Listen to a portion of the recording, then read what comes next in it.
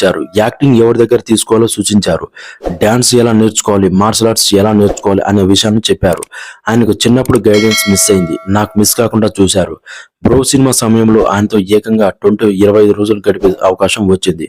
నేను కళ్యాణ్ బాబుతో సినిమా చేశా అని గర్వంగా ఫీల్ అవుతున్నాను. నాకు ఆ అదృష్టం కల్పించిన పవన్ మావయ్యకి కృతజ్ఞతలు అని చెప్పి సాయి ధరమ్ తేజ్ చెప్పారు. అయితే నేను ముగ్గురు మావయ్యల నుంచి తాను ఎంతో నేర్చుకున్నానని చెప్పి సాయి తేజ్ చెప్పుకొచ్చారు.